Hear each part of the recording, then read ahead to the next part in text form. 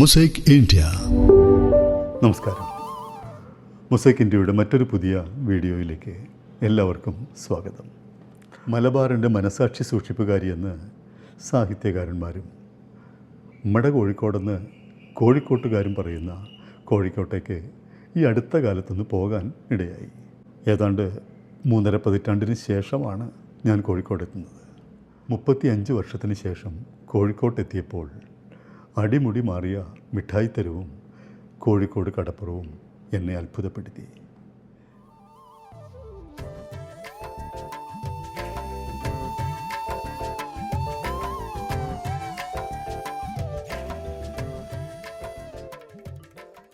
കാലത്തിനൊത്ത മാറ്റം എന്ന് വേണമെങ്കിൽ പറയാം. സംസ്ഥാന വിനോദസഞ്ചാര വകുപ്പാണ് ഏറെക്കാലത്തെ കാത്തിരിപ്പിന് ശേഷം മിഠായി തെരുവിൻ്റെയും കോഴിക്കോട് കടപ്പുറത്തിൻ്റെയും ഒക്കെ മുഖം മിനുക്കിയത്. മൊസൈക് ഇന്ത്യയുടെ ഈ പുതിയ വീഡിയോയിലൂടെ നമുക്ക് മുഖം മിനുക്കിയ ഈ മിഠായി തെരുവിലേക്കൊന്ന് പോയി വരാം. എന്താ, 5 നൂറ്റാണ്ടിൻ്റെ പൈതൃകം പേർന്നതാണ് കോഴിക്കോട്ടെ മിഠായി തെരുവ്. കോഴിക്കോടൻ ഹൽവയും മിഠായി തെരുവും ലോകപ്രസിദ്ധമാണ്.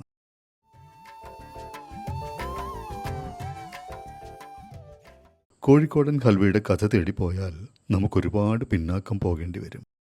അങ്ങനെയെങ്കിൽ 11-ാം നൂറ്റാണ്ടിൽ കോഴിക്കോട്ടെത്തിയ അറബികളാണ് ഈ ഹൽവ നിർമ്മാണത്തിന് പിന്നിലെന്നും പറയേണ്ടി വരും. ശരിക്കു പറഞ്ഞാൽ പേർഷ്യയിൽ നിന്നാണ് ഈ ഹൽവ കേരളക്കരയിലെത്തിയതെന്നും നമുക്ക് സമ്മതിക്കേണ്ടി വന്നേക്കാം. തുർക്കിയിൽ നിന്ന് കറാച്ചിയിലെത്തിയ തുറോൺ എന്നൊരു മധുരപലഹാരം കറാച്ചി ഹൽവ എന്നറിയപ്പെട്ടു. പിന്നീട് ഈ കറാച്ചി ഹൽവ ഗുജറാത്തിലും ബോംബെയിലും പ്രചാരത്തിലായി. ഈ കറാച്ചി ഹൽവയിൽ കേരളത്തിൻ്റെ ചില കൂട്ടുകൾ കൂടി ചേർന്നപ്പോൾ അതിത്തിരി കൂടി മുന്തിയ മധുരമുള്ള കോഴിക്കോടൻ ഹൽവയായി ലോകമറിഞ്ഞു. കോഴിക്കോടിൻ്റെ ഈ മുന്തിയ മധുരത്തിന് മാത്രമായി പിന്നീടൊരു തെരുവുമുണ്ടായി എന്ന് പറയുന്നതാവും കൂടുതൽ ശരി. ഹുസൂർ റോഡ് എന്നായിരുന്നു മിഠായി തെരുവിൻ്റെ പഴയ പേര്. കടൽമാർഗം കോഴിക്കോട്ടെത്തിയ യൂറോപ്യന്മാർ ഇവിടുത്തെ കടകളിൽ വിൽപ്പനയ്ക്ക് വച്ചിരുന്ന ചുവപ്പും ബ്രൗണും നിറത്തിലുള്ള ഹൽവയിൽ ആകൃഷ്ടരായി.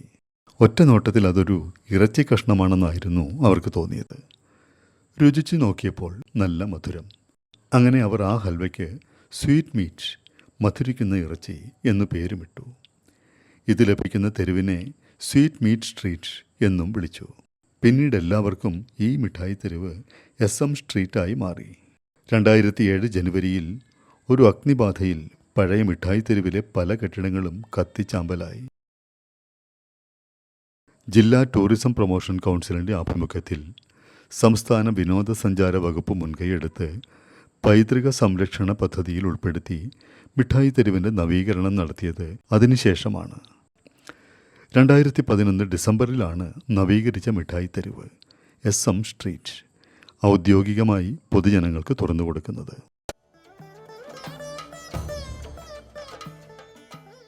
ഒരു കാലത്ത് ഹൽവയും കായവറുത്തതുമായിരുന്നു മിഠായി തെരുവിലെ കൂടുതൽ കടകളിലും കച്ചവടം നടത്തിയിരുന്നതെങ്കിൽ ഇപ്പോൾ ആ പഴയ തെരുവിൻ്റെ മധുരം കുറഞ്ഞിട്ടുണ്ടെന്ന് തന്നെ പറയേണ്ടി വരും. ഇന്ന് ബേക്കറികളേക്കാൾ കൂടുതൽ തുണിക്കടകളും മൊബൈൽ ഫോൺ കടകളും ഫാൻസി സ്റ്റോറുകളും മറ്റു വ്യാപാര സ്ഥാപനങ്ങളുമൊക്കെയാണ് SM സ്ട്രീറ്റിൽ നമുക്ക് കൂടുതൽ കാണാനാവുക. ഇതൊക്കെയാണെങ്കിലും മിഠായി തെരുവിൻ്റെ പൈതൃക സമ്പത്തായ പാഴ്സികളുടെ ഫയർ ടെമ്പിളും ഹനുമാൻ കോവിലും മൊയ്തീൻ പള്ളിയും ദേവീക്ഷേത്രവും പഴമയുടെ പ്രൗഢ്യമായാതെ അവിടെ തന്നെയുണ്ട്. കോഴിക്കോടൻ ഹൽവയ്ക്ക് പേരുകേട്ട മിഠായി തെരുവിലെ ആദ്യകാല ബേക്കറിയായ ശങ്കരൻ ബേക്കറി ഇന്നും പഴമയുടെ പാരമ്പര്യം കാത്തുസൂക്ഷിച്ചുകൊണ്ട് തെരുവിൻ്റെ ഒരറ്റത്തുണ്ട്. ബേക്കറിയുടെ സ്ഥാപകനായ ശങ്കരൻ ചേട്ടൻ്റെ ചെറുമകൻ ഋഷിൽ കടപ്പുമണ്ണിലാണ് പരമ്പരാഗത ശൈലിയിൽ തന്നെ ഇപ്പോൾ ഈ ബേക്കറിയുടെ നടത്തിപ്പുകാരൻ. ഋഷിലിന് പറയാനുള്ളത് നമുക്കൊന്ന് കേൾക്കാം, അല്ലേ? ഈ ശങ്കരൻ ബേക്കറി സ്ഥാപിച്ച ശങ്കരേട്ടൻ്റെ കൊച്ചുമകൻ ഋഷിൽ കടപ്പുമണ്ണിലാണ് നമ്മളോടൊപ്പം ഉള്ളത്. നമസ്കാരം. നമസ്കാരം സാർ. ഋഷിൽ ഇപ്പോൾ എത്ര കാലമായി ഈ മുത്തച്ഛൻ്റെ ബിസിനസ്സിൽ ഏർപ്പെടാൻ തുടങ്ങി? ഞാൻ 25 കൊല്ലമായി, 25 ഇയേഴ്സ്. കുട്ടിക്കാലത്ത് ഇവിടെ വരും, പഠിക്കുന്ന കാലത്തും ഇവിടെ വന്നിട്ട്. SM സ്ട്രീറ്റിലെ ആദ്യകാല ബേക്കറിയാണ്. ആദ്യകാല ബേക്കറിയാണ് SM സ്ട്രീറ്റിൽ. എന്താണ് ഈ SM street, sweet meat street എന്നാണല്ലോ? മുത്തച്ഛൻ പറഞ്ഞത് എന്താ വെച്ചാൽ അന്നത്തെ കാലത്ത് ഇത് ഈ യൂറോപ്യൻസ് വിശേഷിപ്പിച്ചത് ഈ ഹലുവിനെ മധുരമുള്ള ഇറച്ചി എന്നാണ്. പല പല പല കളറിൽ ഇറച്ചി മാതിരി കഷ്ണം മാതിരിയാണ് ഈ സാധനം കണ്ടിട്ട് അവർ വിശേഷിപ്പിച്ചാണ് എന്നാണ് മുത്തച്ഛൻ നമുക്ക് പറഞ്ഞത്. ശങ്കരൻ ബേക്കറി 1933 ഒരു പ്രസ്ഥാനമാണ്. അത് ഇന്നും ആളുകൾ ആ പഴയ ഓർമ്മിച്ച് പഴയ തലമുറ പുതിയ തലമുറനെ പരിചയപ്പെടുത്തുക, അവരെ അച്ഛൻ്റെ കൈ പിടിച്ച് വന്നതും മുത്തച്ഛനെ കൈ പിടിച്ച് ഓർമ്മകൾ പങ്കിടാൻ വേണ്ടിയിട്ട് എസ് സ്ട്രീറ്റിൽ വരുന്ന സമയത്ത് ശങ്കരൻ ബേക്കറി വരാതെ ആരും പോകില്ല. ക്വാളിറ്റി നിലനിർത്തിക്കൊണ്ട് സാർ ഇന്നും ബിസിനസ് മുന്നോട്ട് കൊണ്ടുവന്നത്. ഇപ്പോഴും ആ പാരമ്പര്യത്തോട് മുത്തച്ഛൻ എങ്ങനെയാണ് ബിസിനസ് ചെയ്യുന്നത് ഇപ്പോഴും ആ രീതിയിലത് പുതിയ ടെക്നോളജി തേടി ഞങ്ങൾ പോയിട്ടില്ല. അലുവ എന്ന സാർ ഈ അലുവ ഉണ്ടാക്കുന്ന വെച്ചാൽ ഈ 2 ദിവസം മാവ് പുളിപ്പിച്ചിട്ടിട്ട് അതിൻ്റെ വേസ്റ്റേജൊക്കെ ഒഴിവാക്കിയിട്ട് അതിൻ്റെ ഇപ്പോൾ ഹരിയിൽ അലുവ ഉണ്ടാക്കുന്നുണ്ട്, ഗോതമ്പിൽ അലുവ ഉണ്ടാക്കുന്നുണ്ട്. പണ്ട് മൈദയായിരുന്നു ബേസ്. മൈദൻ്റെ വേസ്റ്റേജൊക്കെ ഒഴിവാക്കിയിട്ട് അതിൻ്റെ പാല് മാത്രം ഉപയോഗിച്ചിട്ടാണ് പല ഫ്ലേവറാക്കി മാറ്റലാണ്.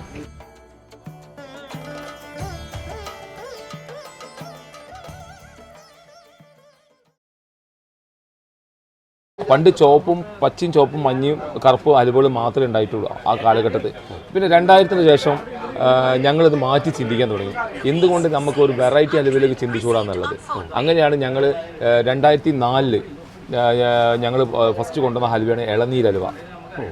പിന്നെ ഞങ്ങൾ 2014 പച്ചമുളകിൻ്റെ ഹലുവ, കരിക്കിൻ്റെ. പിന്നെ 2014 ഞങ്ങൾ ഇത് കണ്ടുപിടിച്ചു, മറ്റേ നമ്മുടെ പച്ചമുളകിൻ്റെ ഹലുവ. എരിവിന് എങ്ങനെ മധുരമാക്കുക എന്നുള്ളത്. അപ്പോൾ എരിവിന് നമുക്ക് എങ്ങനെ മധുരത്തിൽ കൊടുക്കാമെന്ന് വേണ്ടി ഞങ്ങൾ ആശയം ചിന്തിച്ചത്. അതായത് ഞാൻ പറയാം സാർ, ശങ്കരൻ ബേക്കറിൽ ഒരു പുതിയൊരു പണിക്കാരനില്ല.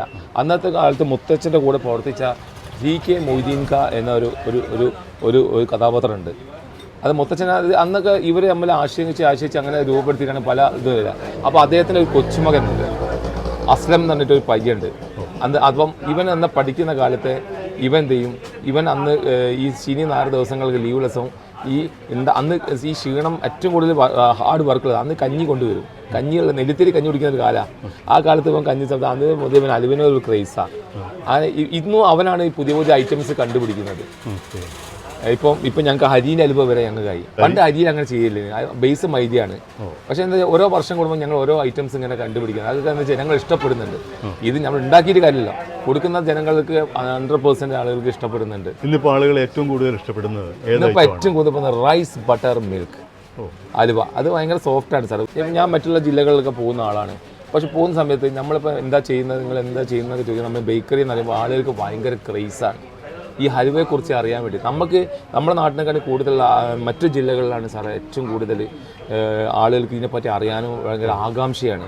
കുടുംബത്തിൽ ഒരു അതിഥി വരുന്നവരെ ഞങ്ങൾ കസ്റ്റമേഴ്സിനെ ഇടി സാറിന് ബന്ധപ്പെട്ട സാറിന് മനസ്സിലായിട്ട് ഞങ്ങൾ പെരുമാറ്റം കാര്യങ്ങൾ കണ്ടപ്പോൾ സാറിന് മനസ്സിലായിട്ടുണ്ടാവും. ഇപ്പോൾ എത്ര വെറൈറ്റീസ്? ഇപ്പോൾ ഞങ്ങൾ 40 വെറൈറ്റീസ് ഹലുവകൾ നമ്മുടെ അടുത്തുണ്ട്, 40 വെറൈറ്റീസ്. ഇപ്പോൾ ഞങ്ങൾ ഏറ്റവും latest item sir rice butter milk. ഭയങ്കര സോഫ്റ്റ് സാധനമാണ്, പ്യുവർ റൈസിലെടുക്കുന്ന ഈ ഹലുവ. കോഴിക്കോട് ഞങ്ങളെടുത്തല്ല വേറെ ആരെടുത്തും ഇന്ന് നിലവിലില്ല. ഇപ്പോൾ മത്തൻ്റെ ഹലുവ കണ്ടുപിടിച്ചിട്ടുണ്ട്, പെപ്പറിൻ്റെ ഹലുവ ഉണ്ട്, പച്ചമുളകിൻ്റെ ഹലുവ ഉണ്ട്, ഇളനീർ ഹലുവ ഉണ്ട്, കോഫിയുടെ ഹലുവ ഉണ്ട്, പിന്നെ മറ്റേ നമ്മുടെ ചിക്കുയുടെ ഹലുവ, പിന്നെ ഫിഗിൻ്റെ ഹലുവ. ഗവർണർ വന്നിരുന്നു, കേരള ഗവർണർ ഇവിടെ നമ്മളെ സന്ദർശിച്ച് കടന്നുണ്ട്. പല സെലിബ്രിറ്റീസും കോഴിക്കോടൻ ഹൽവയുടെ രുചി നുണയാൻ ഇന്നും ശങ്കരൻ ബേക്കറിയെ സമീപിക്കാറുണ്ടെന്ന് ഋഷിൽ. മുൻ കേരള ഗവർണർ ശ്രീ ആരിഫ് മുഹമ്മദ് ഖാനും ഈ അടുത്ത കാലത്ത് തെരുവിലൂടെ നടന്ന് ശങ്കരൻ ബേക്കറിയിൽ എത്തിയിരുന്നു.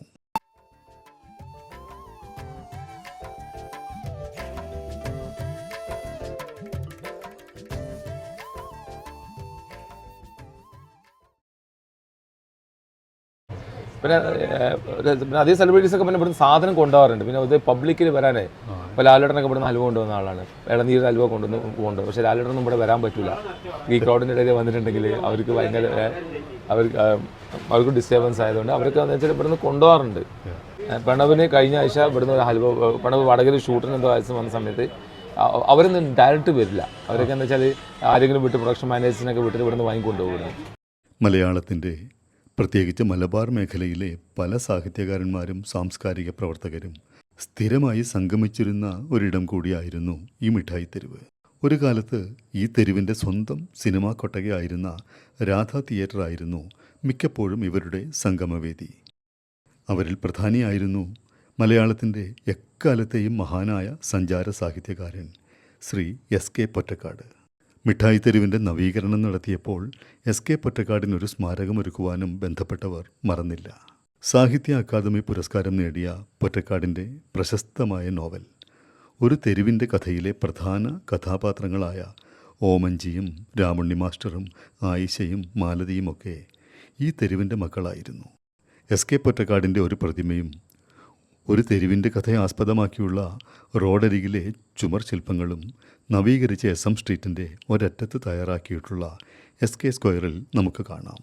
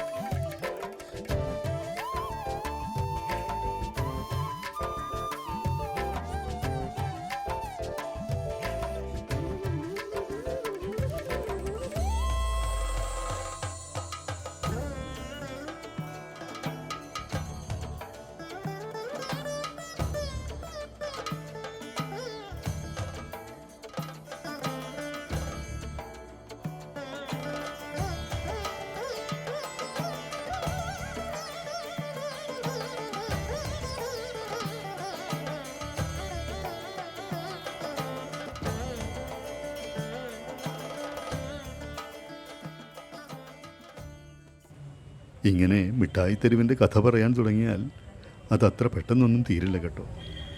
തൻ്റെ ഹാർമോണിയവും കഴുത്തിൽ തൂക്കി മലയാളത്തിൻ്റെ MS ബാബുരാജും ഗായകൻ കോഴിക്കോട് അബ്ദുൽ ഖാദറും 1956 കേരള പിറവി ദിനത്തിൽ ഒരു ജനതയെ മുഴുവൻ പുളകം കൊള്ളിച്ചുകൊണ്ട് നടന്നു നീങ്ങിയ ചരിത്രത്തിന് സാക്ഷിയായൊരു തെരുവാണിത്.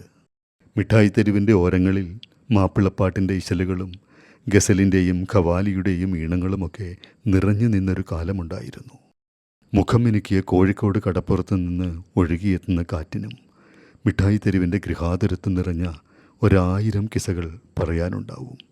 ഈ തെരുവിൻ്റെ കഥയറിയുന്നവർക്കൊക്കെ ഒരുപാട് നൊസ്റ്റാൾജിയ ഉണർത്തുന്ന ഓർമ്മകൾ സമ്മാനിക്കുന്നതാണ് മിഠായി തെരുവ്.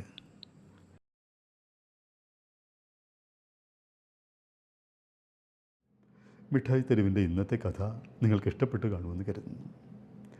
ഇനി മറ്റൊരു പുതിയ വീഡിയോയുമായി താമസിയാതെ തിരികെ എത്താം. This is Radhakrishnan Kuttoor signing off from mosaic India. Thank you.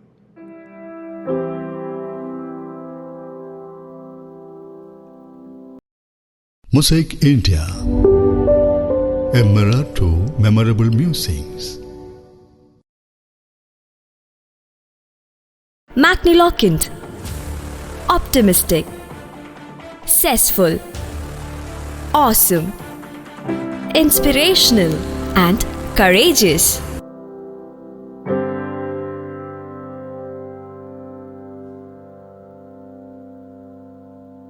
Let's explore together.